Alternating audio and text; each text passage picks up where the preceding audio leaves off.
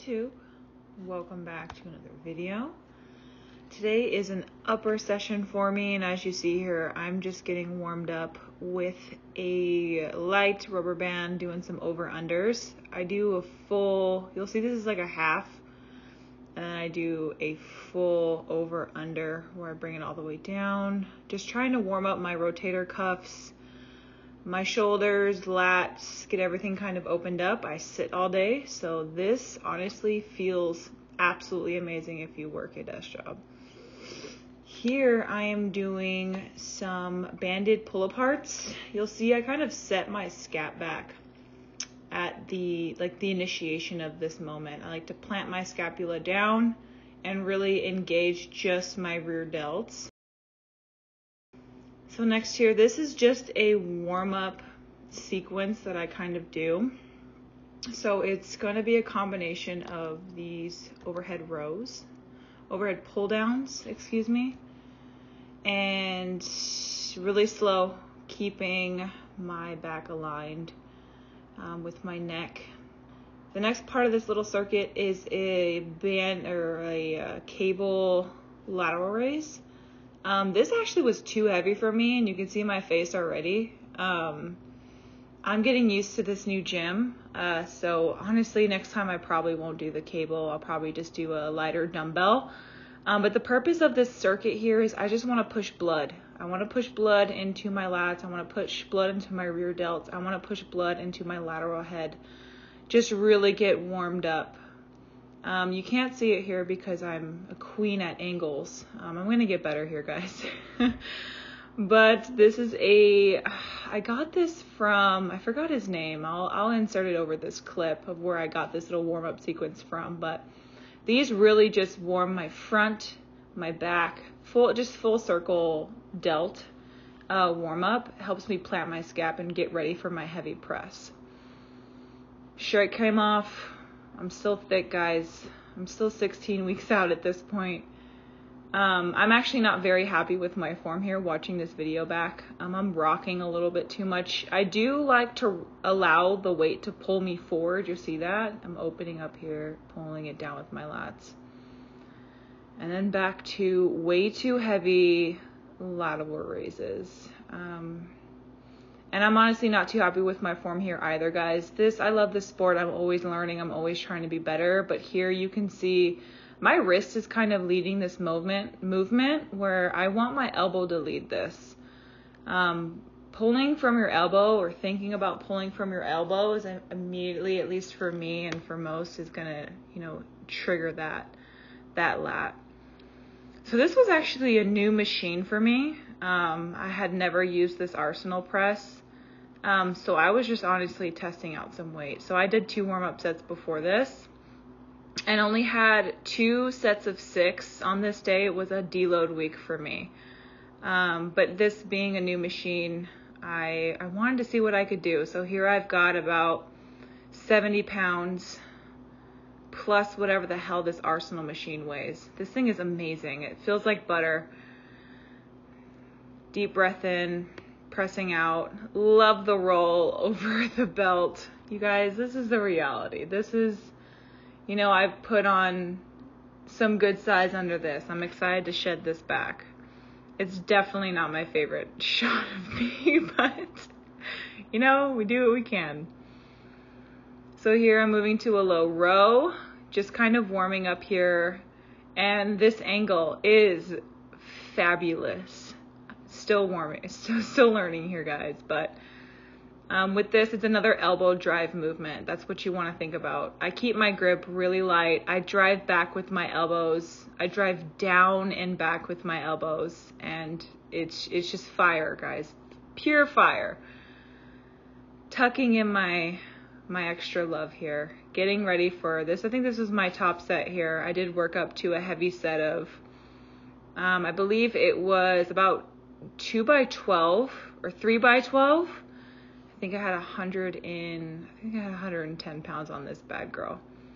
But you'll see here my grip, my thumbs aren't even really holding this thing. This is elbow drive back, a little bit of pause at the top, all back.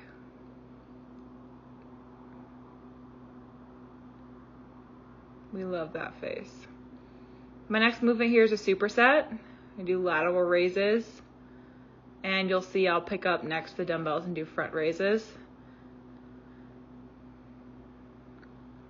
Again, guys, here I'm a little bit better with driving with my elbows. This angle doesn't capture it the best, and I'll get better at that. I brought the smaller tripod I had, so I'll bring the taller one I have, but these were better. These were strictly elbow drive. I barely hold those dumbbells, guys. I keep my grip on them very, very light, and I drive from my elbow and drop my scap down. Next here is a front raise. I keep these super, super light, and I tend to go a little bit higher volume here because I do want to hit my front delts in my chest, but I don't want to, like, I don't necessarily need to pound the shit out of them being a bikini competitor, but I do want that full sweep from front delt to lateral delt in my side pose. And with these, I really just think about engaging the movement from my front delt and not lifting the weight with my forearms and my hands. My next movement here was a tricep extension. And with this, all of my body weight is in that rope. So if that rope were to go, I'd fall and I'd eat shit. This was a cue I got from Mike. He's a trainer out of Canada. I can link his YouTube channel. Amazing. I'm still fat right now, so you can't see my sick triceps, but these absolutely burn like fire. Another gorgeous angle for you guys of that beautiful tum. But yeah, guys, I'm literally leaning all of my weight into that rope and keeping everything in my triceps. And next here, I superset with just the hammer curl.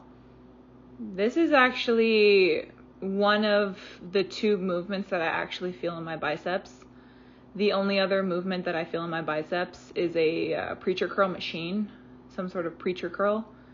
But yeah, I mean, self-explanatory here. I guess one little tip I have is try to keep your elbows in and your grip light and pull with your bicep. Here you can see I kind of dip out, but these 20 pounds is kind of heavy for me. I don't train biceps, guys. It's just not, it's not my favesies. I'm not strong at it. I prefer the 17.5s here. And last but not least is something I've just now incorporated from my chiro is side planks. I've got a bit of an imbalance in my left side. My left oblique's a lot weaker than my right. I do pose to my right. My right oblique looks gorgeous, but these are going to help balance me out. And here it's just focusing on the oblique, on keeping my core tight. And I did about 4 rounds, 30 seconds each side, and it whooped my ass because off season, baby. Last but not least, little stretching. Cute neck rolls, hun. It just feels good sometimes to just draw everything in. Wannabe vacuum here. I do these every morning. They're so hard when you're fat, guys. And finishing off this lift with steps. I hope you guys enjoyed this little voiceover, and I will catch you in the next clip. Thanks for watching, guys, and let me know if you have any questions.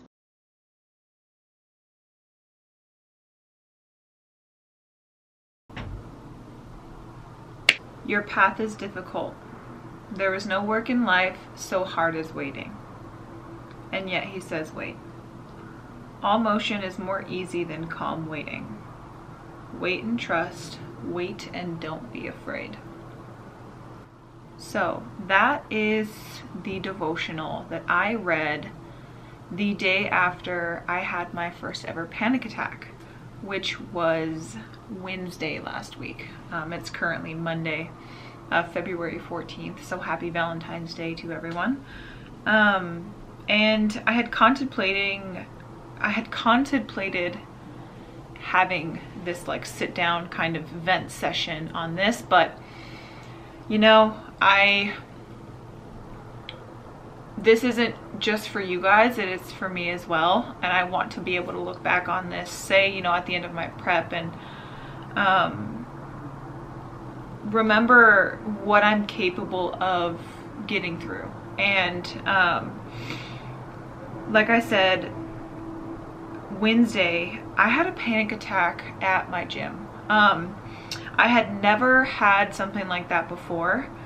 And if you don't know what a panic attack is, I feel like it may differ for everyone, but for me personally, I was unable to focus.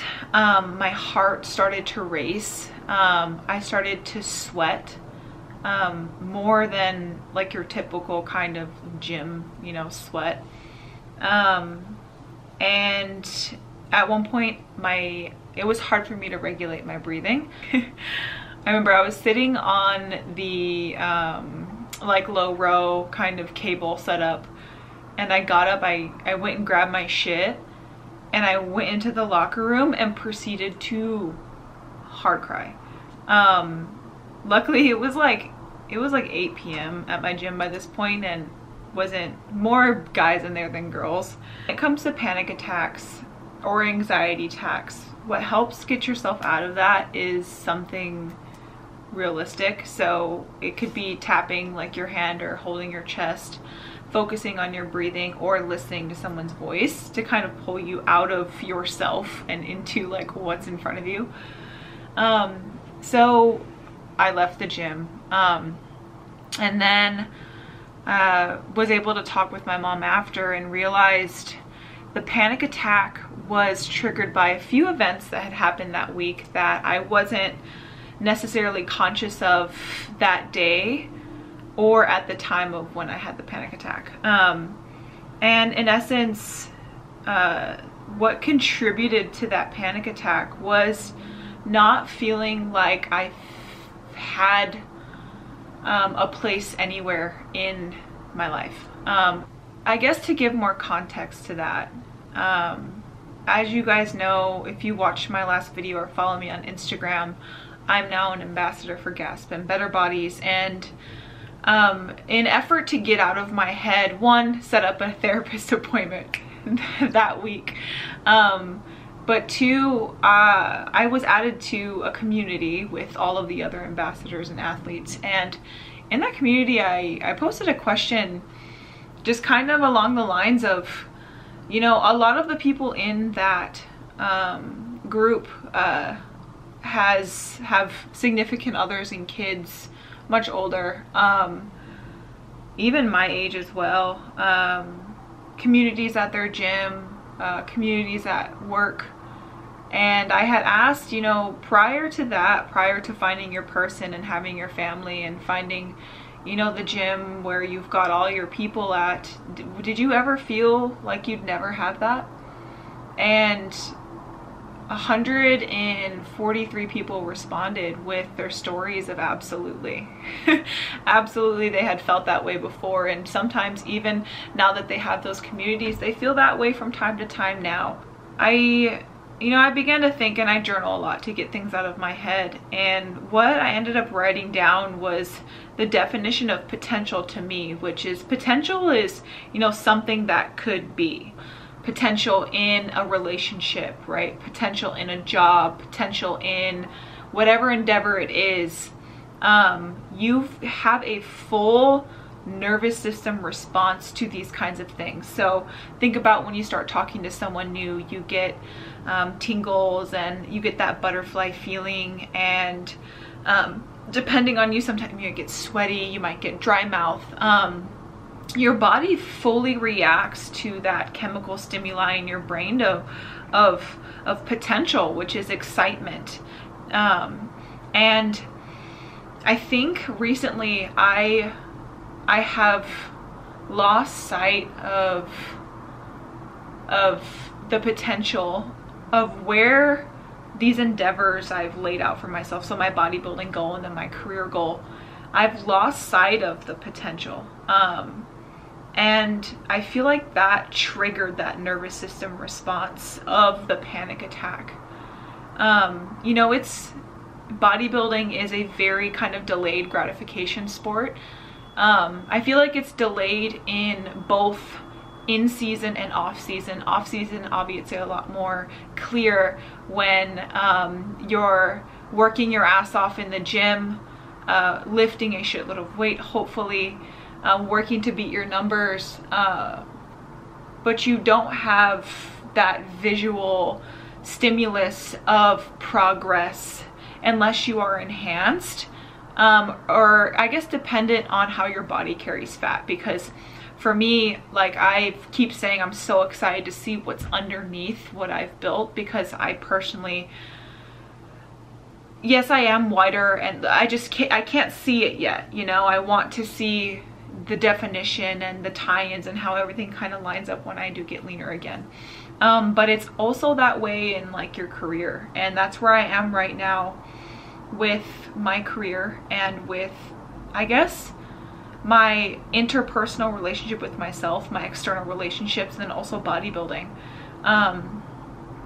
I feel like I'm putting in a shitload of work in all of these things, and I'm in like this waiting period. It reminds me of this quote that I had heard of. I believe it was during a Jordan Peterson talk, along the lines of, he who has a why big enough can bear any how. So my whys is, I've always wanted to be more than just a pretty face. Looks is a depreciating asset. I'm not always gonna have my looks, and I want to be more, and I want to do more, and I want to give more. Hence the career path I've taken.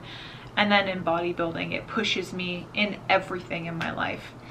And my whys justify my hows. So right now I'm in a very how. I'm very much so in the house. I'm dealing with feeling alone and isolated and not understood. And I'm feeling like I'm in this kind of waiting phase in my career. And I know that I'm gathering the skills that I need now for my why, which is, I want to be a CIO or CTO in the IT space as a young woman. And it takes me back to my faith, where faith is all about walking by faith and not by sight. Faith is having complete trust and confidence in what you cannot see. So that is absolutely my life, and probably many of your lives. It's putting everything you have into something that you don't even know is going to turn out how you want it. But if you are an advocate of the universe and manifestation and the whole idea of, you know, good things do happen to good people, power is all about mastering yourself. And I can't control the things I can't control. And I say that because I can control how I act, how I think, how I speak, how I live, how I influence and work with other people. So I don't know, it was a perspective check for me, and it's something that I'm still working on. But I know that I'm going to be okay. And I know that if you're living your life in a way where you're focusing on what you can control, and you're treating not just others but yourself with respect and love, you're going to be okay too.